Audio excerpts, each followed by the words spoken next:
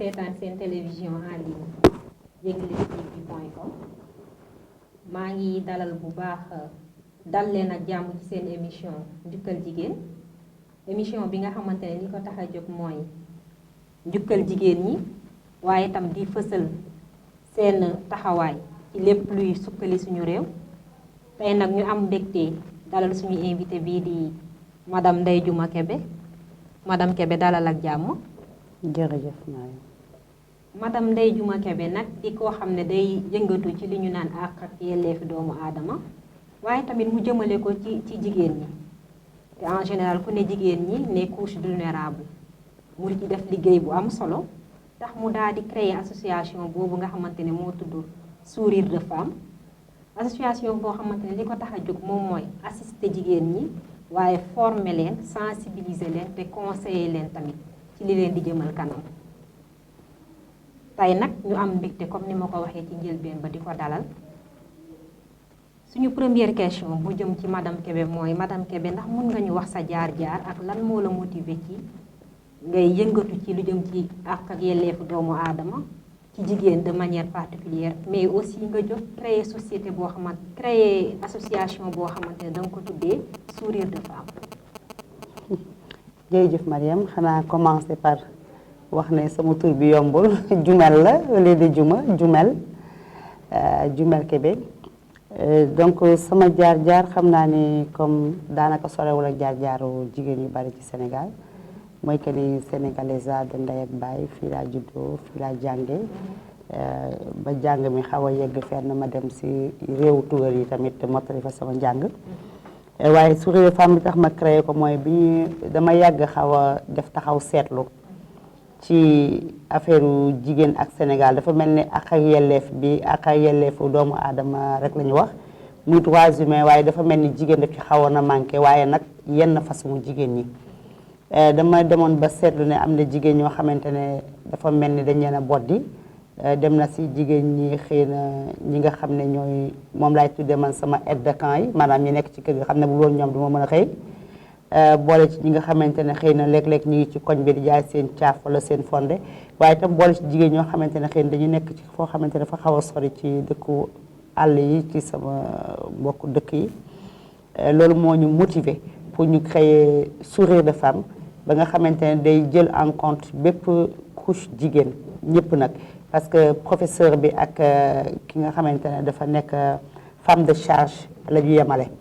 donc ñëpp ngi ci biir Sourire de Femme loolu daal nekk na li ma motiver ma seetlu ne déjà njàng mi foofu du doy léeg-léeg duñ ñu dugal école wala buñ ñu dugalee école duñ fa yàgg wala buñ fa yàggee léeg-léeg sa gis ku yàgg génn ak ay lijaasam te daanaka du ko jariñ lu bare ndax léeg-léeg mu am lu koy gàllankoor ba du liggéey loolu nag ñu yaakaar ne gënul si ñun gënul si góor ñi gënul si njaboot gi loolu moo tax ñu créé Sourire de Femme en 2010 donc association bu ñu reconnaître la am na récépissé. ñu ngi lay gërëm bu baax ci leeral yooyu nga ñëw nga ci lu yaatu ci wàllum jigéen ak lu tax a jóg association bi ak date de création bi muy 2010 ak léegi gis nañ ne def ngeen ay jéego sama deuxième question bi rek moom mooy ci yan domaine ngeen di intervenir maanaam seen domaine d'intervention ci lan ngeen accès seen yëngatu. waaw li ci ëpp nag suñu yëngatu diversifié na lu bari parce que bala ñuy commencé dañuy def li ñuy wax mapping dañuy jéem a xool nit ñi fan lañu toll jigéen ñi nga xam ne ñoom la ñu xalaat liggéey ñoom la ñu xalaat suqali fan la ñu toll ci seen xam-xam fan la ñu toll ci seen soxla bu ko defee léeg-léeg soxla yi lim ñuy won dañuy wane ne am na ñoo xam ne yaakaar nañu ñu renforcer les capacités ci ak lu mu mën di doon bu fekkee am na ñoo xamante ne léeg-léeg dañ leen yóbbu ñu dolli seen njàng nag du dugg rek jàng IOA am na ñoo xamante ne maanaam dañ leen yóbbu leen la ñu jàng dañoo bëgg a def mécanique ñu yóbbu leen ci garage yu mécanicien négocier ko ba ñuy jàng ñi bëgg a jàngi tailleur ñi bëgg a jàngi secrétariat ñi bëgg a jàngi leneen ñi bëgg a jàngi sax naka la ñuy defee koom-koom ndax léeg-léeg ñu fekk jigéen muy jaay mais dañuy jàpp ne njaay mi am na lu ko war a na lal mu mën a xam li muy am nan la ko war a mën a tasee nan la ko mën a saytoo ba nga xamante ne dina ko mën a jàppale donc dinañu def formation yooyu mais dañu def tam accompagnement parce que ñun jigéen ñi comme à l'image de jigéenu àddina bi yëpp mais jigéenu Sénégal tam defe naa ne desuñ ci ginnaaw ci benn coono bi nga xam ne léeg-léeg coono spécifique u jigéen ñi la dëgg la coono àddina bi mais am na yoo xam ne dafa spécifique ci jigéen ñi mu demee ne njur mu metti wala njur mu amul assistance wala ñu baal ma mais wala njur mu xaw a bare loolu yëpp dafay nekk coono donc si loolu tamit dañ leen ci accompagner mais léeg-léeg tamit dina am jigéen ñoo xam ne dañuy am ay jafe-jafe moo xam jafe-jafe ci yoon la moo xam jafe-jafe ci kër la moo xam jafe-jafe ci àndandoo donc dañ ci taxaw wala jafe-jafe ci famille dañ ci taxaw def le xoolaat réinsertion bi bu nekkente ne dafa am jafe-jafe ci yoon ñu xam seet yan yoon la ñuy jaar ñan ñoo nekk di taxaw spécialement jigéen ñi ci yoon ñu jéem a collaborer ñooñu wax ak ñooñu yóbbu leen présenter leen ñooñu mun leen a accompagner donc loolu moo tax danañu def formation danañu maye ay activités génératrices de revenus maanaam lu ndaw lañ leen di jox ñu jéem cee jàngale naka la ñuy téye koom-koom moomu danañ dugg tam léegi ci àll bi di xool ndax xam ngeen ne àll bi am na ci yenn dëkk yoo xam ne jigéen ñooy bay di yóbbu ci cin bi waaye jigéen ñooñu di bay di yóbbu cin yi dañu am ay lopin dañu am ay tuuti suuf bu ñu mën a bayee suuf bi ku góor kee koy moom waaye yow yaay bay te boo bayee sa borom kër la waaye boo dellusee di indi li nga bay da nga ko cee war a fay te ndax teer bi mu la jox ngay bay lopin boobu te njaboot gi ngay dundalaat donc loolu tam danañ ci ñëw léeg-léeg dem di leen jàppale pour xool naka la ñu mën a amee teer wala bu ñu ko amee wut ñu xool naka la ñu mën a waxee borom kër gi ba nga xamante ne suuf si la joxe kii joxe dooleem ñu bokk joxe doom ji kon fay waru ci mën a am dana am tam accompagnement ci niveau yëpp moo xam ay ëmb yu bette yi la wala ëmb yi nga xam ne sàkkuwuñu ko ñu accompagner leen wax leen ne nii ngeen di àndeek moom nii ngeen di àndeek moom ba yàlla muccal leen ak jàmm donc pratiquement lépp li nga xamante ne jigéen soxla na ko danañ ci jéem a bay son waa du ñun rek ñoo koy def na suuli dafa am déedéet ni ñuy defee mooy li nga xam ne suñu domaine la mën nañ ko te xëy na am nañu ay moyens pour def ko dañ koy def mais li nga xam ne defañ ko dañ koy transférer référé ko feneen dinaa ci ñëw ak yow ci question yi ci kanam maanaam mun ngeen ne da ngeen di liggéey en partenariat li nga wax leer na firndeel na ne amuleen limite ci jigéen ñi mun nañ ne question yëpp di laal jigéen da ngeen koy laal ça dépend tam ci spécificité jigéen bi lan la soxla ci yéen wala lan lay xaar ci yéen ngeen mën ko cee taxawoo ba mat sëkk loolu leer na nee nga dem nga ba ci jigéen ñi nga xam ne ñoo nekk ci àll bi mbay meeg jigéen gi nga xamante ne tey fléau bi fi am grossesse précoce ban accompagnement ngeen koy indil ak yooyu loolu yëpp am na solo la ciy jaajëfal ba ci jigéen ñi ci prison yi parce que maa ngi remercier sa mbokku journalistes yi ak animateurs yi ndax léegi su ma déggee nit ñi di nuyoo di naan ñi si caabi féete gannaaw dama leen di damay sant yàlla parce que maa ngi fàttaliku bi may dem ay prison di togg wala may wëri ay projet pour ay nit ñoo xam ne ñu fekk jigéen ñi nga xam ne caabi ñeen féete gannaaw ñu leen di jàngal ay yeneen métier pour bu ñu mënee bu ñu génnee mën a am lu ñuy def boobu barewul woon daal daan nañ leen fàtte bu baax a baax mais sant yàlla parce que comme lu nekk dafa am ko koy commencé nit ñi ñëw sant yàlla bu baax donc ñooñu dañ leen di fekk foofu ñeen léegi tam ñu dem hôpital fekk jigéen ñi seen cheveux yi xool ba xam lan mooy métti bi nga xam ne lu jigéen rek la ñu jéem ci taxaw. dëgg la ñu leen di sargal di leen jaajëfal bu baax ci loolu comme niñ ko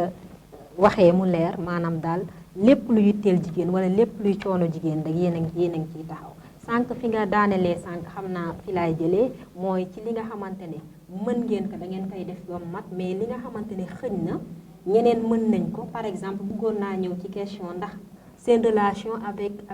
population bi ndax comme ni ngeen ko xamee nekkul ne yéen rek a fi nekk di défendre ak yelleefu doomu aadama lu surtout ci lu ci jëm ci jigéen association femmes yi bari nañ fi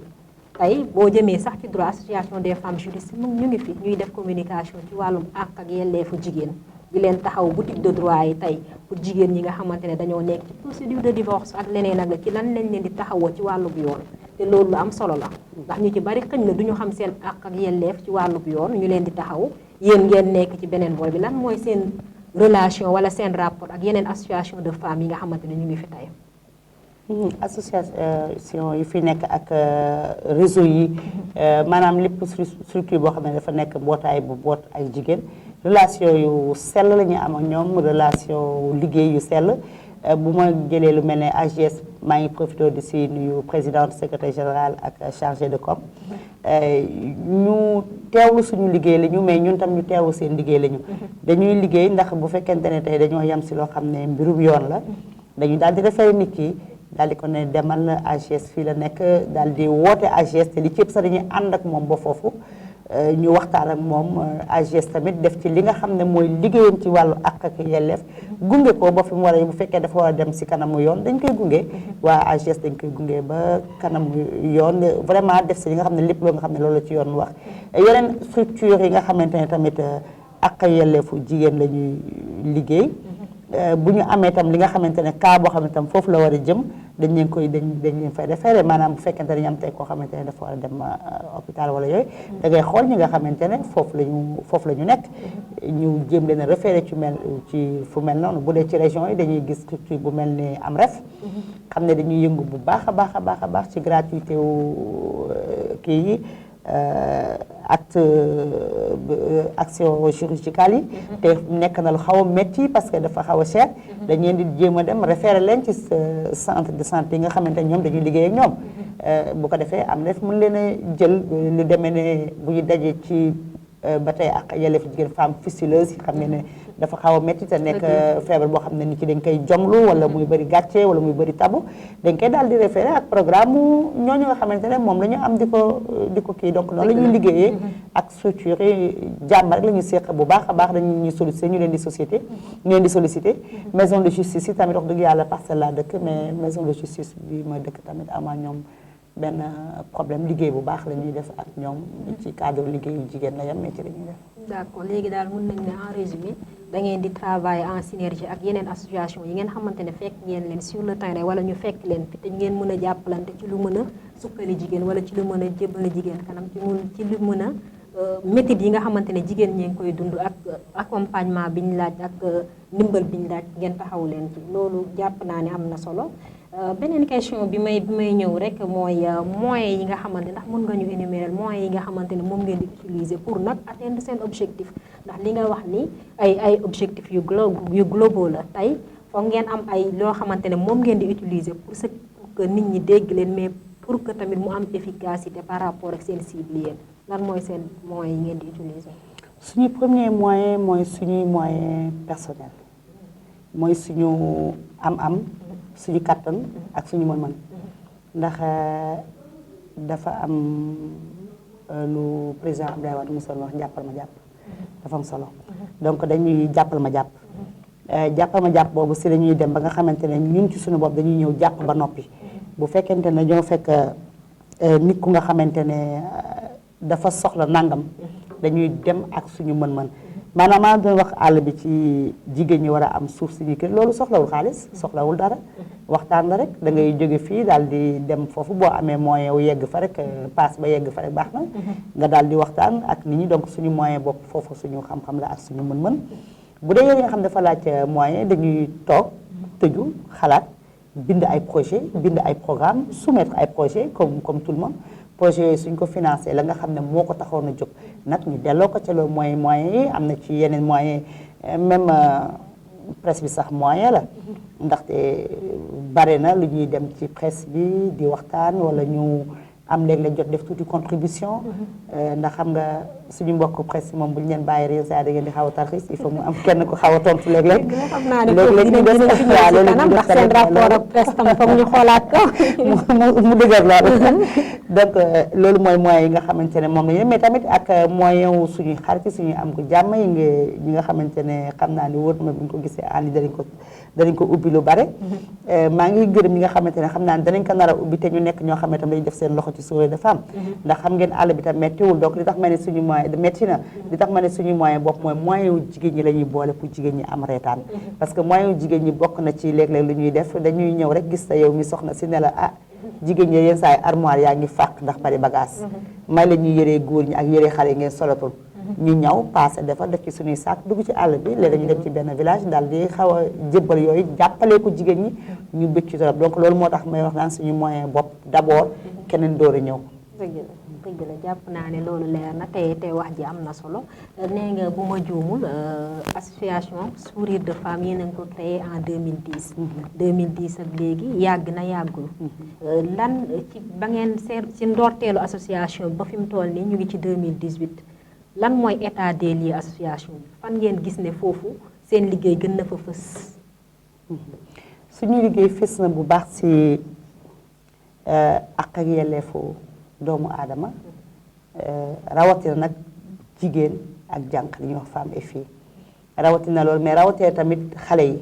parce que dañuy def bu baax a baax jéem a dox ci ak yelleefu xale yi jéem a dugg ci comité yi sàmm xale yi ndax bokk na ko ci sama njàng leen loo xamante ne nu ñuy toppatoo xale la nu ñuy sàmme xale nu ñuy sàmme tamit néegu sëy donc loolu de nekk na lu bari loo xamante ne dañ koy def gis nañu tamit ne wax dëgg yàlla association bi massifié wu na parce que bañ koy sos matuñu woon fukk ak juróom waaye fu mu nekk nii ay téeméer yu baree bari lañu biñ koy sos Dakar rek la woon léegi romb na Ndakaaru daanaka région bu nekk am na cellule ak ku koy jiite yaakaar nañ ne tamit visibilité bi gis-gis bi yokku na xëy na Sénégal sax mun nañ jàpp ne fii la association bi nekk et c'est dommage mais ni ñu ko gën a xamee bitim réew dafa jéggi na dayoo mais Sénégal tam jàpp ne nit ñi gën nañ ko xam ndax bu njëkk boo nee Sourire de Femme xamuñu luy loolu léeg-léeg sax ñu tooñ ma ne ma lu tax Sourire de Femme may leen Sourire de Femme parce que xam ngeen ne jigéen moom bu borom këram fanaanoo métti du reetaan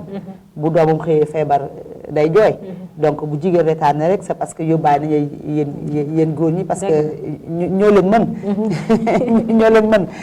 mais bu ngeen ne bu leen dara jotee day mel ne suñu doomu feebar donc bu reetaan jigéen amee rek ça veut dire que kër gaa ngi ci jàmm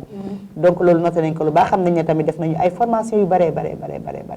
fi mu nekk nii ci 7 ans dëgg la bariwul waaye nag jàpp naa ne bari na lool ci ko war a liggéey justice sociale ak développement parce que laajul taxawaalu am nañu tamit mën nañu wax ne yokk na bu baax a baax ndax fi ñu toll nii xam nañu ne bu ñu seetee ci diggante li ñu formé pour ñu am métier mu ñu mën a liggéeyee ñi ñu formé ci dañoo amoon métier ba pare ñu dolliwaat ko pour mu nga woon liggéey métier bi ñu mën a doxee ak ñi nga xamante ne ñu formé ci seen i ak seen i yelleef jàpp nañ ne ëpp nañu juróomi téeméer ci loolu nag danañu waxtaan tam léeg-léeg ci ñëpp lañu waxtaan danañu def waxtaan yoo xam ne léeg-léeg dañuy invité waa presse yi jàngal leen fàttaliwaat leen jigéen ñi ci la ñu bokk xale yi ci la ñu bokk ay droits humains léeg-léeg lii la wax léeg-léeg ñu waxtaan loo xamante ne ñii liggéey yoon sax la ñuy waxtaanal léeg-léeg ñu waxtaan ak yaay yi léeg-léeg ñu waxtaan ak maam yi léeg-léeg ñu waxtaan ak chef religieux yi religion yëpp confondu ak ñi nga xamante ne sax ay chef traditionnel lañ leen di woowee ndax xam nga jigéen moom mënul dem donte borom këram demul yóbbaale ko jigéen du dem borom këram mooy dem yóbbaale ko mu yóbbaale doomu donc loolu tax bu ñuy wax ak jigéen ñi dañ ci xaw a di boole borom kër yi bu ñu paree xale moom yaay yi mën nañu leen yóbbaale loolu daal mën nañu ko xayma rapidement def nañu tamit ba association bi commencé xalaatuñu woon ne dinañu am yenn jumtuwaay yu nga xamante ne mën nañ ko yor ni xam ne lii liggéey Sourire de Femme la tey mën nañu am ay téere yu ñu bind ay rapport ay support yu nga xamante ne ay film la wala ay yooyu donc loolu nekk na loo xamante ne Sourire de Femme liggéey na ko nekk nañu tamit Sourire de Femme tam tax nañuy def ñu nekk consultant ci yu bare yu demee ne xale yi jigéen ñi ak lépp luy ture daal ci justice sociale mu nekk nga xam dafa xaw a compliqué te dëgër torop metti tey gis bu ñu la dégloo sa kàddu mun nañ ne depuis 2010 am na ay avancées yu notoire ndax boo ne ma 2010 lañ ko créé mais tey un peu partout dans les régions am na fa représentante loolu day wane ne boobaak léegi yéen a ngi liggéey ci lu sukkali ci lu jëmal jigéen ñi kanam beneen question bi ma la bëggoon laaj sànq rebondir nga ci mooy seen rapport ak presse ndax bu ma déggee seeni activité mel na ne am na ci yoo xamante ne sensibilisation la laaj activité sensibilisation presse xëñ na moyen la pour gën a divulguer seen message lan mooy seen rapport yéen ak presse ci seen liggéey. suñu rapport ak presse du rapport yu métti parce que mënuloo di liggéey te doo am rapport ak presse maintenant ñi bokk teen ñooy daxa sooy goj léeg-léeg xëy na ñu def ñu loo xam ne duñ ko bëggee noonu bu ko defee ñu rebondiraat ne ndax mun ngeen def waaye xam nga presse moom léeg-léeg da ngay xam ne ay la yéwén dafa bëgg a jaay presse am rek xam nga léeg-léeg ngeen def titre bu nganda rawatina man léeg-léeg ñu def sama photo def titre bu rëy waaye boo ko jàngee daanaka doo ci fekk lu bari ca lañ wax loolu moom yëfu presse la yëfu presse bu commenter librement comme li ngeen ko bëggee waaye rapport yu baax la ñu am wax dëgg yàlla parce que yaakaaruma ne sax mës na maa sollicité benn journaliste ne ko damaa bëggoon nga defal ma couverture lii ak lii te amul loolu yaakaaruma ko mais man tamit naa jéem a bay sama waar doonte du toujours li may xaar ci ñoom du lépp laay am waaye dama si bay sama waar ba nga xam ne ak lu mu xat barewul lu may gàntul presse barewul ndax seen liggéey tamit dafa am solo ci suñu liggéey ndax loo mën di liggéey tamit ak lu la presse mën di wax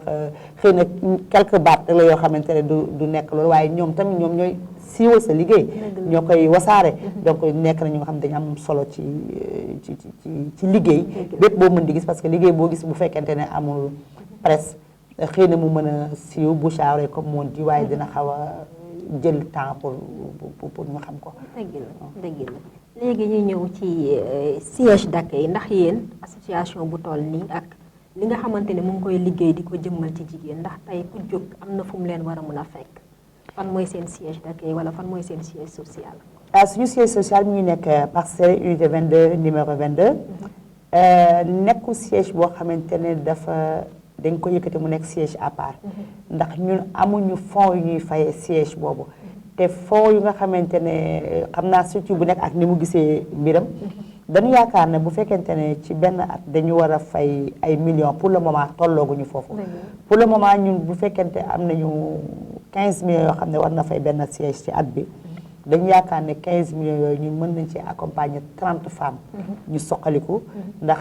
siège bi bu jar ñu ku ñëw liggéey ku la soxla fekk la fa courrier ba di fa ñëw donc loolu moo tax ci sama biir kër laa am benn boor bu ma bàyyi boo xamante ne mooy bureau yo mooy mbir ma bokkul ak man dara maa nga fale mu ngi fale donc nekku siège boo xam ne suñu loolu daal la ñu tudde siège mais nekku siège bi ñu xam ne dañu naan siège association ñu def ko fii parce que pour le moment danoo xayma suñu bopp napp suñu bopp ne yaakaar nañ ne lu ci nekk da ngay am choix dañu defee dañu lee mooy urgence jàppale jigéen ñi bañ a gën a kii du ñàkk nag buñu demee ba ci kanam bu fekkente ne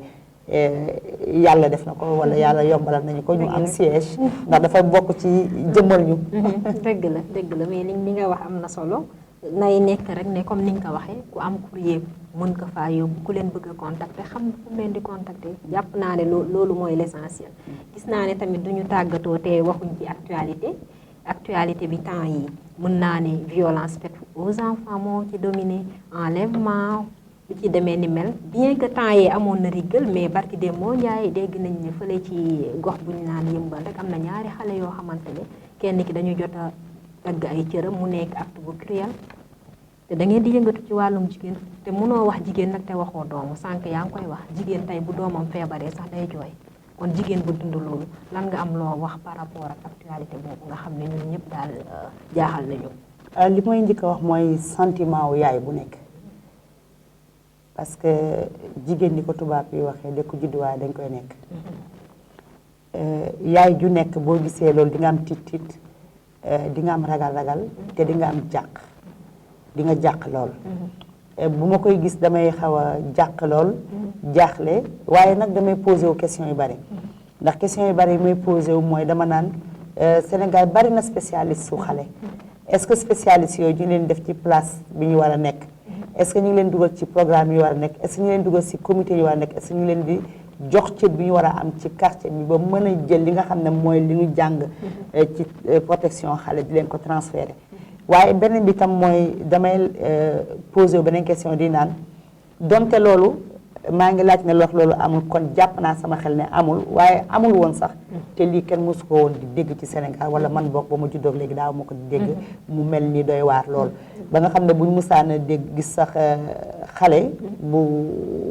bu loru même bu ñu mësaan a gis naan diw dafa sànni doom événement la daan nekk kon bu ñuy newee di gis yi am na lu bari lu ñu war a interroger na état bi interroger boppam xool ndax aar bi ñuy aar xale yi doy na